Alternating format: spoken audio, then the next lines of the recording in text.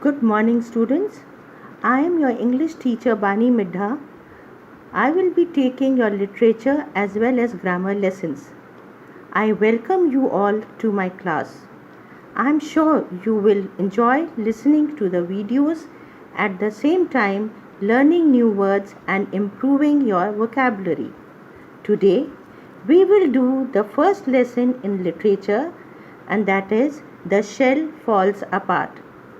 It is a very interesting story, and it takes you to olden times when people used to stay in dark and used primitive ways of living. Primitive ways of living means, children, old ways. And this story takes you back to the olden times. This story is an African folk tale and is very famous with the kids, as it has a very good moral with it. The author of the story is Chinua Achebe. He was a Nigerian writer. His first novel was Things Falls Apart, and this extract is taken from it. I will read the lesson slowly to you, explaining the paragraphs and the hard words. Students, you must follow the lesson with me using your fingers while I am reading and explaining the lesson to you. So I begin with my lesson. This is an excerpt from the novel Things Fall Apart by Chinua Achebe. It opens with a description of a typical evening scene in Okanwa's compound. So Okanwas was an Igbo leader and a wrestling champion. So children, this excerpt means this piece of story is taken from the novel, from the book that has been written by Chinua Achebe. He is a very famous African writer. He is a Nigerian writer, and his first novel was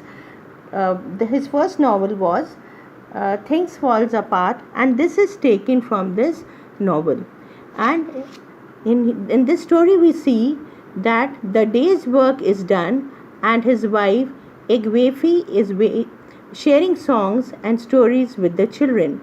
She narrates to her daughter Ezinma the delightful legend of the tortoise and the birds, and we can only hope that such folk stories will be preserved and will not be forgotten as the Igbo village gradually become part of a new and different world. So children, this story is taken from the book written by Chinua Achebe, and it is a typical evening scene that the book opens to, and it is about Okanwa, who was Igbo leader, and he was a wrestling champion. Wrestling means he used to have these fighting competitions which we called like dangal जिसे कहते हैं. It is that, and he was a leader in that fighting. He was a champion, and he had a wife, and his name was Egwaifi, and they had a little girl whose name was Ezinma, and the Egwaifi, his wife, is telling a story to her daughter Ezinma, and it is about the tortoise and the birds. And this story is a folk tale, and it has a very good moral attached to it.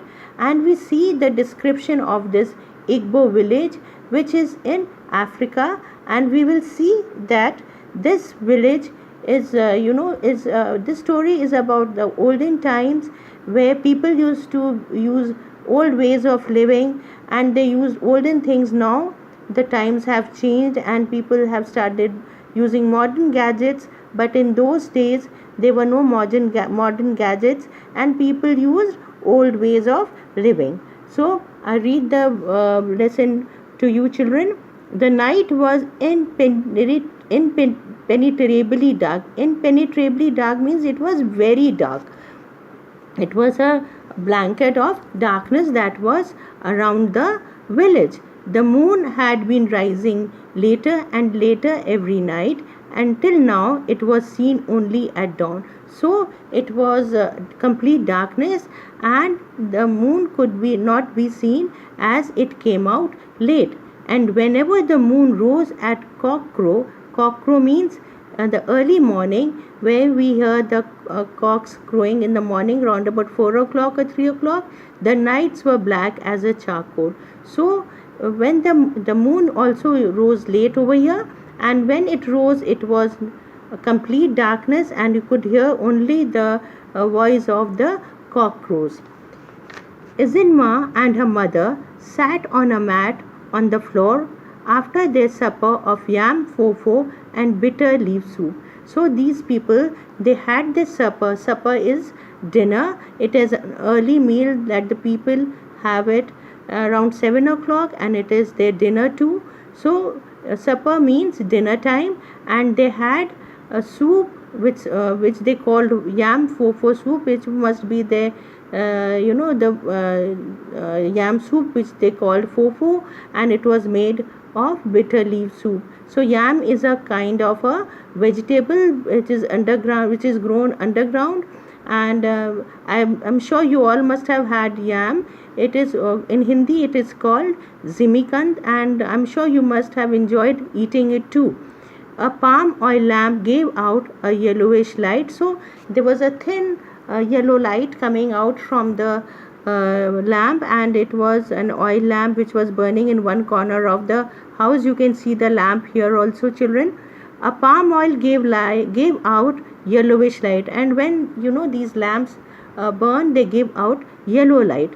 Without it, it would have been impossible to eat.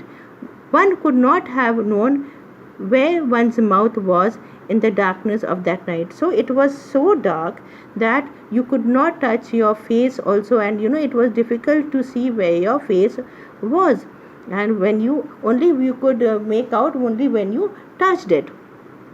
There was an oil lamp in all the 4 huts on Okonwo's compound. So Okonwo was a wrestler, as I told you, and he had a huge compound, and there were 4 huts in it.